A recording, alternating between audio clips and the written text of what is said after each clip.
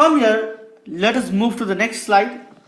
And here we can see the organization of the organs, larynx, trachea, right and the left lung, along with the primary and secondary bronchi. You can see how the secondary, so this particular part, here it is, the primary bronchi. And here you can see these are the secondary bronchi, right? And again you can see they are again divided into the tertiary bronchi, and finally at the end you will be having the alveolar sac, right? At the terminal position you will have the alveolar sac. All of these places will have the alveolar sac, and each of these alveolar sac will have number of alveoli. We'll see that in a minute. So here you have the larynx, also known as the voice box, and in the trachea, the windpipe, you can see the cartilage. Remember, these are not complete, these are C-shaped. As you can see, this is incomplete. You can see this is incomplete, C-shaped. Here also you can see these are the incomplete cartilages. Now you can see this is the cross section of the tracheal wall tissue. Now again, you don't need to know these things, but a very important thing that you have to understand is the presence of this cilia. Remember, in the trachea there is this cilia present on the columnar epithelial cells, pseudostratified columnar epithelial cells. Now they are in a continuous motion, they are always in a beating motion. Question is why? Remember, the continuous motion of the cilia basically pushes out all the waste material, maybe dust and any other substances like the pollen, for example, that has entered the air passageways, and along with the help of mucus, this cilia, they remove these unnecessary, undesirable substances out of these respiratory passageways. In this, you can see here the terminal bronchioles that is going to be lined by the smooth muscles. You can see here, these are the smooth muscles, and as I was saying, they terminate with the alveolar sac. Now this alveolar sac is going to be consisting of a number of this balloon-like structure, and these are all called the alveoli, and this alveoli is connected with the alveolar sac with the help of this structure called the alveolar pores. Remember, these are balloon-like. That means it can expand and it can go back to its original configuration. Now the second thing that you have to understand is each of the alveoli is richly supplied with the capillaries, blood capillaries. Now why is it important? As I was saying, that the deoxygenated blood is going to be brought in with the help of the pulmonary artery, and this deoxygenated blood, the meaning is here the blood contains a large amount of CO2 and a lesser amount of O2. Now remember, each and every cell requires a high amount of O2 to perform the cellular respiration, to produce energy. So this deoxygenated blood have to be oxygenated, and when the blood reaches to this alveolar site, there is going to be the exchange of gases. That is, the blood gets oxygenated in here and it is going to be returned to the heart through the pulmonary vein. We'll talk about this in our later slides. Now let us understand the mechanism of breathing. So to understand this, we have to have a look at this particular picture. You have to understand about two different structures.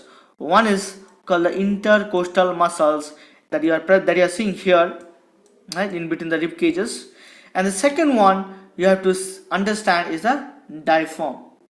Now remember, these two structures are very much essential for the breathing to occur. Now what is intercostal muscles? As you can see, if you take a cross section, if you zoom in, as you can see here, right outside the lung, you have this structure, that is the rib cage, the bones. Now in between there is this muscle present, and that is the intercostal muscles. Remember this. And next to that you have the pleural cavity, and you have the lungs inner to that. Now the diaphragm, on the other hand, is going to separate the abdominal cavity, that is this particular area, from the thoracic cavity or the thoracic chamber. Now let us understand the mechanism of inhalation. Now remember, as I was saying, that the intercostal muscles are involved. So in the beginning what happens is the intercostal muscles and the diaphragm, both of these, they contract. Now when these muscles contract, the diaphragm is going to descend, it is going to go down, whereas the rib cage actually move outwards and upward. There are two things happening. Diaphragm is going down and the intercostal muscles contraction is actually pulling the rib cage outwards and upwards. Now what is the outcome of this? Now when this happens, there is an increase in the thoracic cavity volume. So this thoracic chamber, this thoracic cavity that we are talking about, right? So there is an increase in the volume of this thoracic cavity, and at the same time the pressure inside the thoracic cavity, that is called, or the lungs, that is called the intrapulmonary pressure, that is going to decrease compared to that of the outside. So the intrapulmonary pressure decrease compared to the outside, and that basically allows the air to move in. So that is the inhalation.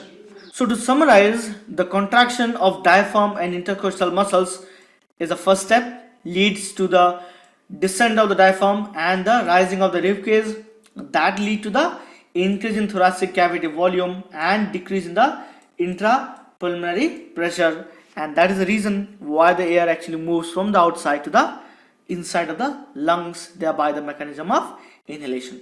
Now when we talk about exhalation, right, it is a reverse of that. That is, the diaphragm, as you can see here, relaxes, so it goes back to the original arch position, and the intercostal muscle also relax, that is, the rib cage actually goes down, thereby decreasing the space or the volume of the pulmonary cavity, thereby exhaling the air outside. So to summarize, relaxation of diaphragm and intercostal muscles is the first step that leads to the diaphragm to go back to its original position, that is, it is going to rise, arched position, and also the rib cage is going to descend, it also goes back to its original position. Now that basically leads to the decrease in the thoracic cavity volume and also an increase in the intrapulmonary pressure, that finally leads the air out of the lungs, that is going to get expelled out of the lungs. That is the mechanism of exhalation. But when we talk about amoeba, a simple organism, here the oxygen and or CO2, the exchange occurs very simply by the process of diffusion, as the entire organism is in contact with the atmosphere. So here the entire surface of the organism actually in contact with the atmosphere, that is, oxygen is there in and around. Whenever the requirement oxygen is there, they simply can take in by the process of diffusion, and similarly whenever the CO2 needed to be removed, they can remove it simply by diffusion. Also the requirement of oxygen in these organisms are pretty less, so here there is no need for a system to transport the O2 and CO2 inside the organism. Very simple, requirement is there of the oxygen, taken by diffusion, and when there is a requirement to remove the CO2, again if you remove by diffusion, there is no need of any transportation inside the body. But as I was talking about the human being, right, they are complex and there is a larger body, and the oxygen demand is also much higher. So there is a requirement of a system to be there so that the oxygen and CO2 inside the body can be transported, and that is when we have the oxygen transporters, that is, the O2 and CO2 in the body is getting transported via the blood in the body. Now the oxygen specifically gets carried by the hemoglobin, that is known as the respiratory pigment in the body. Remember, it's a very important question. Now in hemoglobin there is this heme group, there are 4 of this heme group, and these are basically, they contain iron, and these heme groups actually transport the oxygen. So the RBC carries the oxygen from one part of the body to the remaining, that is, to be specific, from the lungs area to the remaining parts of the body, and then it also transports the CO2 from the tissue sites all the way back to the body. Let us understand with the help of a simple diagram. So we are having the lungs and the heart that are associated and closely working.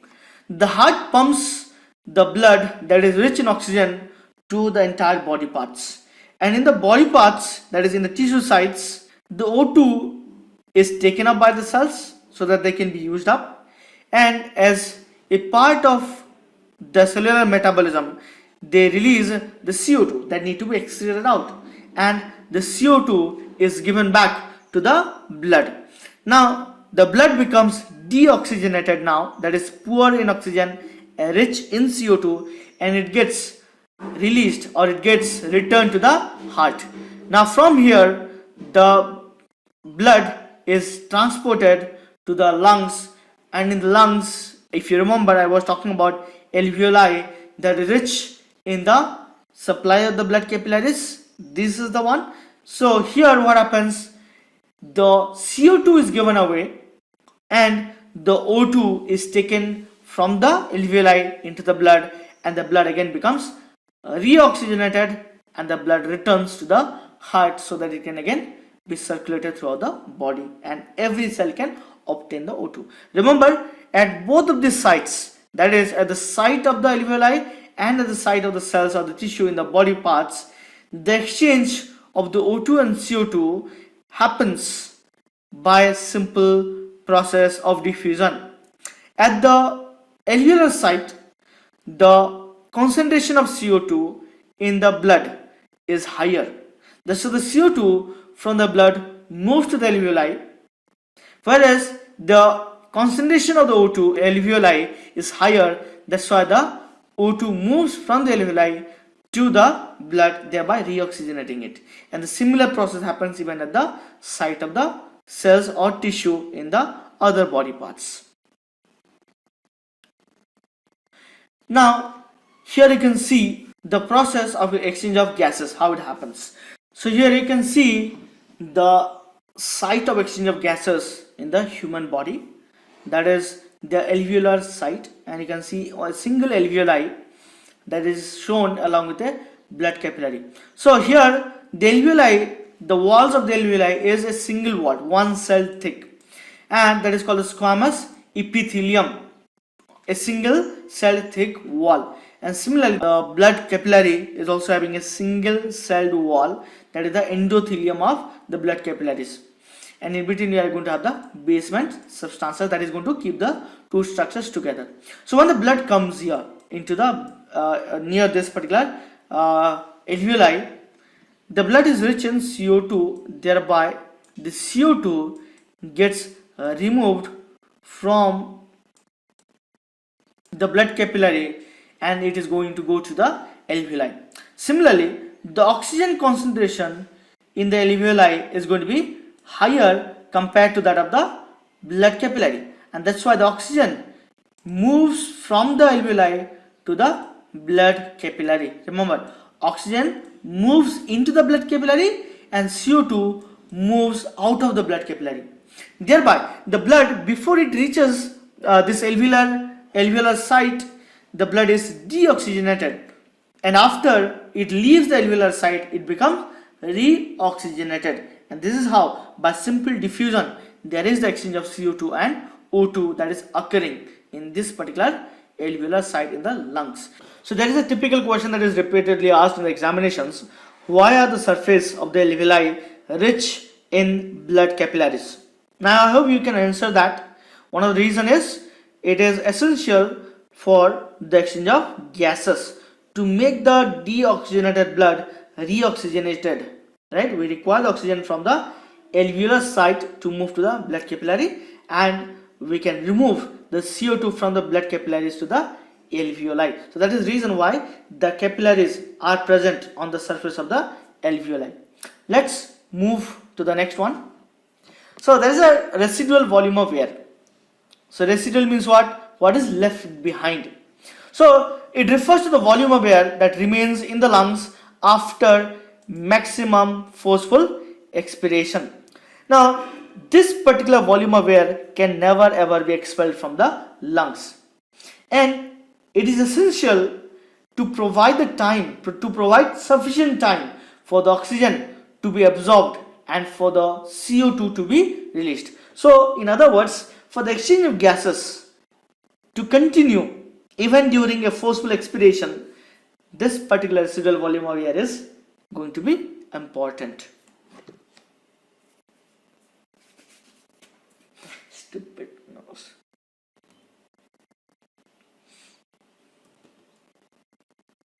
With this, we are completing the concepts on the process of respiration in the plants, in the animals. We talked about the process of respiration in the human beings also by understanding the organs associated, their roles and their functions, by understanding their mechanism of inhalation and exhalations.